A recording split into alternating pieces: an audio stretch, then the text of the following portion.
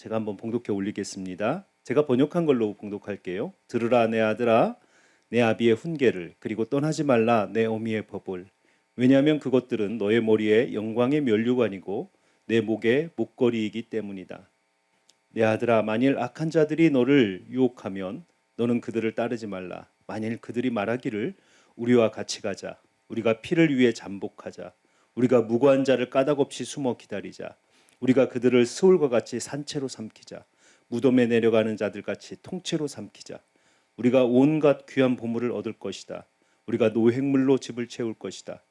너는 우리와 함께 제비를 뽑을 것이다. 우리는 우리 가운데 전대 하나만 둘 것이다.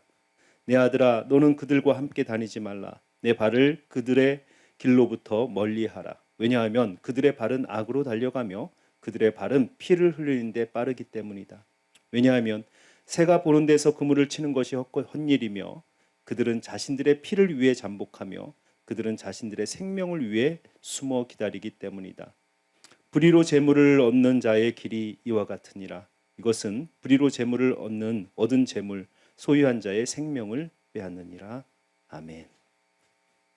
자, 오늘 본문에서 우리에게 보여주는 것은 제가 지난 시간에 잠언 전체의 구조를 한번 말씀드리면서 잠언 1장과 9장, 10장과 31장이 두 부분으로 나눠지면서 1장과 9장은 아버지가 아들에게 일반적으로 이 아들의 성장 단계에 따라서 이 아들이 선택해야 되는 그러한 선택의 지혜를 이 아들의 성장 단계에 따라서 이야기한다라고 말씀을 드렸습니다. 그래서 지금 가장 첫 번째 아버지가 잠언을 기록한 5가지의 목적을 딱 정해놓고 그 다음에 가장 첫 번째 가르침이 뭐냐면 친구 선택에 관한 겁니다. 이 아들은 이제 10대 청소년이 된 거죠. 그래서 인생에서 가장 중요한 선택을 해야 되는 나이가 되었는데 바로 어떤 친구를 선택할 것이냐. 자, 친구 선택의 문제에서 이 청소년들에게는 가장 중요한 인생의 첫 번째 선택이 어떤 친구와 함께 할 것이냐라는 것입니다. 그래서 1장을 시작하면서 1장 8절에서 19절까지 아버지가 아들에게 인생의 첫 번째 가르침. 그래서 잠언을 보면 1장과 9장을 읽다 보면 내 아들아 내 아들아라는 이야기가 나와요. 이게 10번이 나옵니다. 그래서 아버지가 아들에게 10번 인생의 중요한 가르침을 전달하는 것이 1장과 9장이에요. 근데 그 첫 번째 가르침이 바로 친구 선택에 관한 어떤 친구와 함께 할 것이냐라고 하는 그 친구 선택에 관한 가르침을 전합니다. 그래서 1장과 9장의 전체 구조를 봐도요. 이제 1장 8절에서 19절까지 친구 선택에 관한 이야기를 하고 그 다음에 아버지는 대안을 제시를 하거든요. 항상 나쁜 친구를 이야기하면 좋은 친구, 선택해야 될 친구를 대안을 제시를 합니다. 그래서 20절에서 1장 20절에서 33절까지는 좋은 친구, 지혜가 길거리 서서 외쳐 가로되 나에게로 와라 라고 이 지혜를 소개한 다음에 그 다음에 이 지혜와 함께하는 자는 생명을 얻을 것이다. 뒤 앞에 보면요, 이제 오늘 19절에 보니까 악한 친구와 함께하는 자는 생명을 잃게 될 것이다. 두 친구의 선택의 어떤 그 선택을 앞에 놓고 결과까지도 설명을 합니다. 그리고 나서 9장의 마지막 이 가르침을 이야기를 하면서도 인생의 진짜 친구, 배우자 선택을 어떻게 할 것이냐라고 이야기하면서 9장 1절에서 6절에서는 좋은 배우자. 그래서 지혜로운 여인이 집을 짓고 나에게로 와라 초청을 하고요. 그 다음에 9장 13절에서 18절까지는 미련한 여인, 악한 여인이 유혹을 하는 거예요. 나에게로 와라. 그러니까 이게 어떤 면에서 보면 두 개의 결혼 초청장이 아들에게 던져진 겁니다.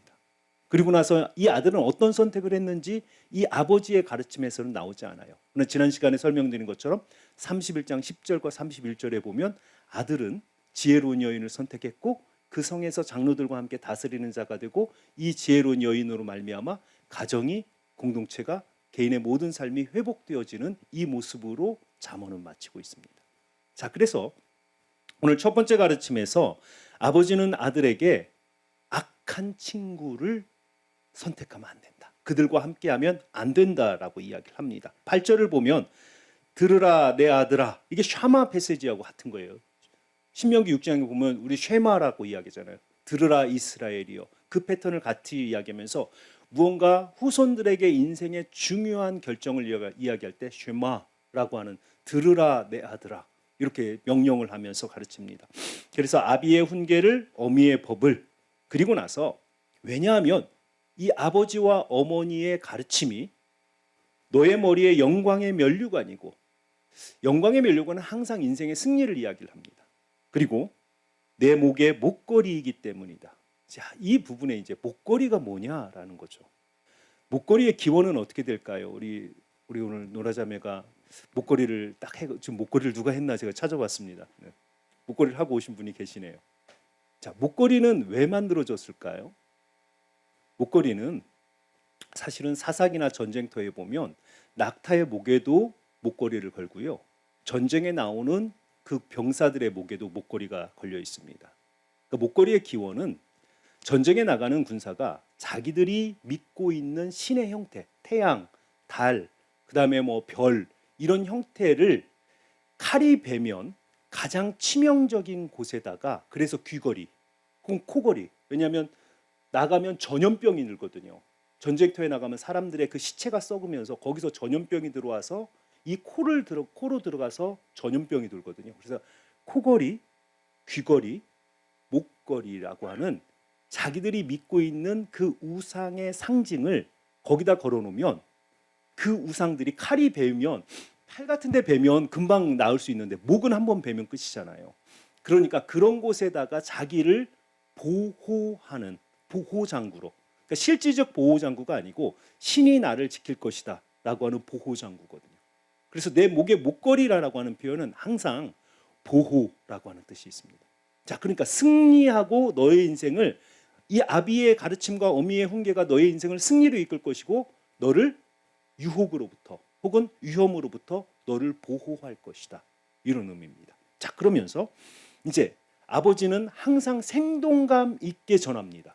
유혹이나 혹은 그 초청이나 긍정적 친구의 초청이나 혹은 악한 친구의 유혹도 생동감 있게 전합니다. 자, 그래서 10절에 보니까 내 아들아 만일 악한 자들이 너를 유혹하면 너는 그들을 따르지 말라라고 이야기를 합니다. 자, 그리고 여러분 15절을 보세요.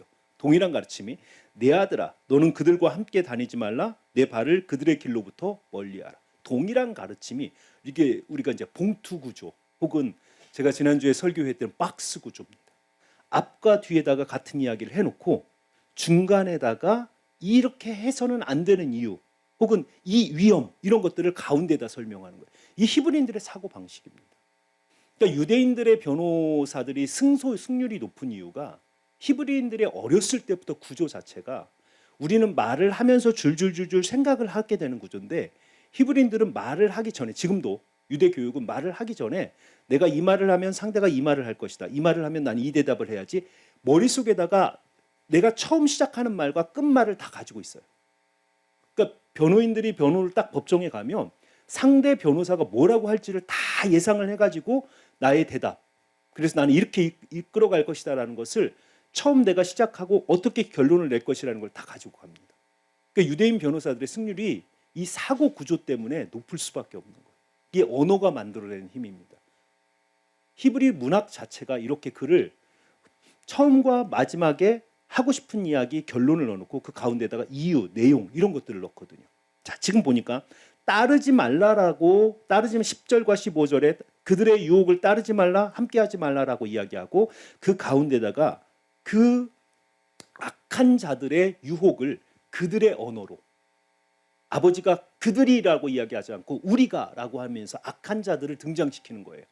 그러면서 첫 번째 4개, 두 번째 4개를 서로 다른 걸로. 자, 그래서 거기 보니까요. 우리와 같이 가자. 이건 일반적인 이 모든 것을 다 포함하는 내용입니다. 그런데 그 밑에 4개를 보십시오. 우리가 피를 위해 잠복하자. 우리가 무고한 자를 까닭없이 숨어 기다리자. 우리가 그들을 소울같이 산채로 삼기자. 무덤에 내려가는 자처럼 통째로 삼기자. 모두가 다 생명을 해야 하는 것입니다. 그리고 그 다음에 4개는 모두가 다 재물을 빼앗는 것입니다. 우리가 온갖 귀한 보물을 얻을 것이다. 우리가 노획물로 집을 가득 채울 것이다. 너는 우리와 함께 제비를 뽑을 것이다. 우리는 우리 가운데 전대 하나만 둘 것이다. 자, 이 악한 자들의 유혹은 2가지인 거예요. 우리가 죄 없는 자들을 그들의 생명을 취하자. 또 하나는 그들의 재물을 빼앗아서 우리는 경제 공동체. 그래서 우리는 너와 함께 이 노획물을 나누고 전대를 하나만 두고 제비를 뽑아서 순위를 경하지 않고 우리는 다 평등하게 같이 나눌 거야. 이러한 어떤 그 유혹에 이 아버지는 그들과 함께하지 마라, 함께하지 마라 라고 경고를 하고 있습니다. 자, 지금 우리 시대로 이야기하면 우리 가출 패밀리들 있잖아요. 그 같이 모여 살면서 아이들 나쁜 짓 하고 같이 돈 쓰고 막 이런 어떤 10대 아이들에게 가장 지금 큰 유혹이 되는 것은 easy money, easy life. 쉽게 돈 벌어서 쉽게 살자라는 거예요. 그래서 아이들이 공부하고 뭔가 직업을 갖고 이러기보다는 한탕주의 있잖아요. 요즘 젊은 청년들에게 있는 한탕주의, 로또, 뭘 해서도 한탕에 얻은 걸 가지고 실컷 놀아보자. 이런 것들이 고대나 지금이나 가장 그 10대에 아직 그들의 인생관이 세워져 있지 않은 그들에게는 가장 큰 유혹인 것입니다. 자, 그래서 이들의 이제 유혹에 대해서 아버지는 그들과 함께하지 말라라고 이야기를 하고, 왜냐하면 그들과 함께하면 안 되는 이유를 그 다음에 16, 17절에 설명을 합니다. 16절에 왜냐하면 그들의 발은 악으로 달려가며 그들의 발은 피를 흘리는데 빠르기 때문이다. 자, 잠언 6장에서도 보면 하나님께서 미워하시는 자의 삶을 이야기를 하면서 교만한 눈부터 시작을 해서요, 거짓을 말하는 입, 피를 흘리는 손, 악을 향해 달려가는 발, 이렇게 이야기합니다. 그러니까 우리의 지체가 하나님 앞에 어떻게 하면 버림받는 인생이 될 것인가라는 걸 이야기를 하면서 우리가 발은 항상 인생의 방향을 결정하는 거예요. 그래서 내 발의 등불입니다, 말씀이. 그러면 하나님의 말씀을 읽으면 어두운 곳에서 그 다음 발을 어디로 내디뎌야 되는지 결정이 된다는 거예요. 그러니까 미련한 자, 어리석은 자는 자기가 어둠 가운데 걸어가서 걸려 넘어져도 왜 자기가 넘어진지 모른다라고 잠언은 이야기를 해요. 지혜로운 자는요, 그 다음 발을 어디에 디딜지 하나님의 말씀의 빛이 비추면 내가 나아가야 될 길이 보이는 거예요. 지금 여기서도 보니까요, 그들이 다니는 그 길은, 그들이 향하는 인생의 그 방향은 악이고 피를 흘리는 방향으로 달려가고, 그들의 결국 달려가는 방향에 뭐가 있냐면 17절에 보면, 왜냐하면 새가 보는 데서 그물을 치는 것이 헛일이며 그들은 자신들의 피를 위해 잠복하며 그들은 자신들의 생명을 위해 숨어 기다린다. 자, 지금 여기서 보니까요, 하나는 효과에 대한 것이고 하나는 결과에 대한 것입니다. 새가 보는 데서 그물을 치면 새들은 그 그물을 피해갑니다. 그러니까 이런 거예요. 자기가 잠복해 있다라고 지나가는 사람을 위해서 악인들이 무언가 자기는 계략을 꿰내서 저들을 넘어뜨리고 저들의 것을 빼앗으리라라고 그들은 아주 놀라운 계략을 세웠다고 했지만 이것은 누군가가 다 보고 있다는 거예요. 그리고 나서 그들이 계략으로 숨어 있어서 잠복한 것은 결과적으로 다른 사람의 피를 흘리는 데 성공적이지 않고 자기 자신이 그 잠복, 숨어 있음에 자기 자신의 피를 흘려지게 될 것이다 라는 것입니다. 그래서 여기서 보면 다른 사람의 생명을 취하기 위해서 잠복하고 숨어 있었던 자들이 결국은 그 숨어 있음이 자기의 생명을 잃어버리게 되는 숨어 있음이 될 것이다 라는, 결과적으로. 자, 그래서 19절은 이제 전체의 결론입니다. 불의로 재물을 얻은 자의 길이 다 이와 같으니라. 자, 앞에서 우리는 11절과 13절 사이에서 보면 13절, 14절에 4개의 재물의 이야기를 했잖아요. 그렇죠? 그런데 재물의 이야기를 19절에 먼저 이야기를 하고요. 그 다음에 이것은 불의로 얻은 재물을 소유한 자의 생명을 빼앗느니라. 생명을 이야기를 합니다. 자, 구조를 보면 어떤 구조냐면 생명을 먼저 이야기했고 재물을 이야기하고 그 다음에 재물을 그렇게 이진머니를 하는 사람들의 결과에 대해서 재물을 이야기를 하고 그 다음에 생명을 이야기합니다. 이런 것들을 우리가 A, B, B-A-의 구조라고 해요. 그러니까 히브리인들이 이렇게 글을 쓰는 거예요. 그래서 뭔가 앞에 한 것과 뒤에 한 것을 연결시키고 가운데와 가운데를 연결시켜서 뭔가 문학의 구조를 잡아서 앞에서 재물을 취하자, 생명을 취하자, 재물을 취하자. 그러나 뒷부분에 보니까 재물을 취할 수 없다. 오히려 그들이 숨어 있는 것이 오히려 그들에게 덫이 되는 거예요. 그리고 생명도 뺏을 수 없다. 오히려 그들의 생명을 잃어버리게 될 것이다. 자, 아버지는 아들에게 지금 악한 친구들 혹은 나쁜 친구들의 계략이 잠시는 뛰어나 보이고 무언가 성공할 것 같지만 결과적으로는 악인의 모든 계략은 누가 쫓아오는 자가 없어도 도망가고 그들은 스스로 넘어져서 멸망하는 것이 악인들의 특징입니다. 그러니까 하나님께서 악인들을 심판을 하실 때는 하나님의 직접적 징벌적 심판이 있지만 대부분의 경우는요, 악인들은 그들 스스로 그들의 계략으로 말미암아 넘어집니다. 지금 아버지는 자신의 인생을 통해서 배운 이 악인들의 결말에 관한 것을 자기 아들에게 전하면서 악한 친구들과 그들과 함께하지 마라 라고 하는 인생의 가장 첫 번째 이 아들이 결정해야 되는 이 선택에서 가장 중요한 이야기를 지금 하고 있는 것입니다. 자, 우리가 이곳에서 이제 잠언을 배워가면서 이 본문이 우리에게 주는 것은 결국은 인생에서 선택이라고 하는 것이 가져오는 결과가 생명으로 이어진다는 거예요. 단순한 어떤 그냥 잘못된 선택 한 번이 아니고 죄라고 하는 것은 시작이 어렵지. 문을 열어놓고 발을 들여놓으면 그 다음에는 너무도 빠르게 그 길로 달려갑니다. 그리고 죄인들, 악인들의 특징은 자기들이 지금 잘 살고 있다고 생각합니다. 자기들이 지금 성공하고 있다고 생각하는 거예요.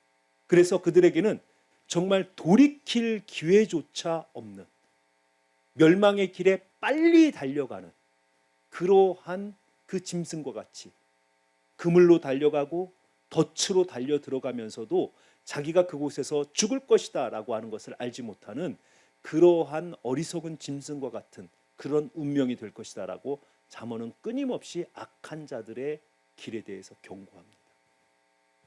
그래서 우리가 우리 인생에서 지혜가 가장 먼저 발휘되어야 될 이 어떤 영역은 사람의 선택입니다. 이제 뒷부분에 가면 배우자 선택이 있지만 끊임없이 인생에서 가장 중요한 것은 결국 어떤 동료와 함께 하느냐예요.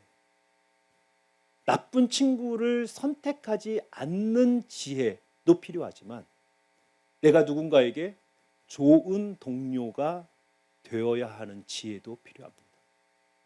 그래서 내가 정말 하나님의 사람이라면 다른 사람들을 무너뜨리게 하고 다른 사람들을 정말 어떤 인간의 계략으로 말미암아 그들이 쓰러지게 하는 동료가 아니라 이제 우리가 이제 20절부터 33절에 배우는 지혜가 길거리 서서 외쳐 가로되 나에게로 와라 나에게로 와라 외치면서 그 지혜가 주는 생명으로 인도하고 그들에게 행복으로 인도할 수 있는 그러한 친구, 동료가 내가 되어야겠다라고 하는 이 가르침까지 우리는 함께 이 본문에서 생각을 해야 된다는 것입니다. 그래서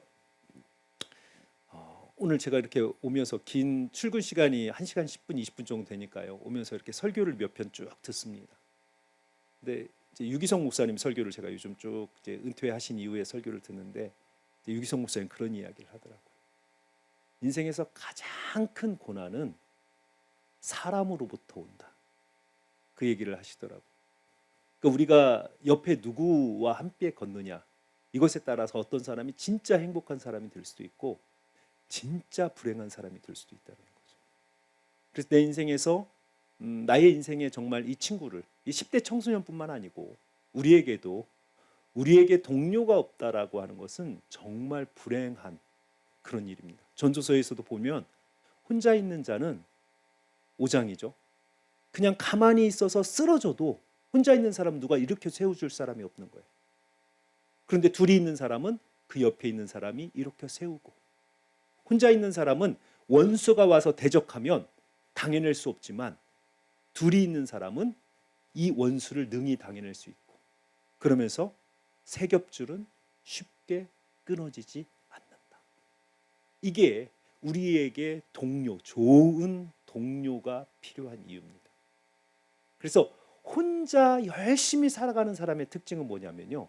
스스로 넘어지고 그다음에 회복하는데 시간이 오래 걸려요. 그리고 어떠한 유혹이나 시험이 오면 그것을 대항해 나갈 힘이 없어요. 혼자 있는 사람들. 그래서 우리가 우리 안에 동료가 필요한 이유. 특별히 우리 이제 목회자들 같은 경우는 동료가 필요한 이유가 사실은 배우자에게도 이야기하지 못하는 그 목회의 아픔이 있습니다. 그런데 그때 같이 만나서 기도하고 아픔을 나누고 그것을 이겨나가는 동료가 반드시 필요합니다. 그래서 저는 여러분들 우리가 스스로 누군가에게 그렇게 힘들 때 어려울 때 그들의 손을 잡고 일으켜 세울 수 있는 사람, 혹은 힘들 때 같이 서서 방패가 되어줄 수 있는 그런 동료가 되었으면 좋겠습니다. 그래서 우리 안에 다양한 지금 사역의 현장들이 있지만 저는 천국에 가면 다 우리는 그때 2023년도 열린교회를 섬겼던 동료, 이렇게 하나님 다 부르실 거예요. 그래서 그때 너 누구에게 힘이 되어줬니? 그 사람 되게 힘들었었는데 너 그거 몰랐지? 너의 동료가 바로 옆에서 그렇게 힘들었는데 너 그거 몰랐지? 그거 하나님 책망하실 이야기예요. 그래서 우리가 하나님이 우리를 공간과 시간 안에 이웃으로, 친구로 묶어두신 이유는 서로 도우라는 거예요. 그래서 우리 공동체가 좀 서로의 아픔을, 또 슬픔을, 또 힘든 걸 같이 이겨나가는 그런 공동체가, 특별히 우리 직원들, 또 우리 교직 교역자들이 함께 그런 공동체를 이끌고 나가면 저는 우리 교회가 그렇게 누군가에게 힘이 되어지는 그런 교회가 될 거라고 생각합니다. 그래서 오늘 본문이 인생의 선택의 문제를 이야기를 하지만 또 우리에게 도전은 좋은 친구가 되자. 좋은 친구를 선택해야지만 나도 좋은 친구가 누군가에게 되어서 한 사람을 이렇게 악한 길이 아닌 생명의 길로 인도하는 좋은 동료가 되자라고 하는 이 도전의 말씀으로 오늘 이 본문이 저와 여러분에게 오늘 하루 또 한 주간 우리가 앞으로 감당해야 될 그 사역 가운데에서도 내가 누군가의 옆에 서서 좋은 동료가 되자, 이러한 도전으로 함께 그렇게 갔으면 좋겠습니다. 네, 기도하겠습니다.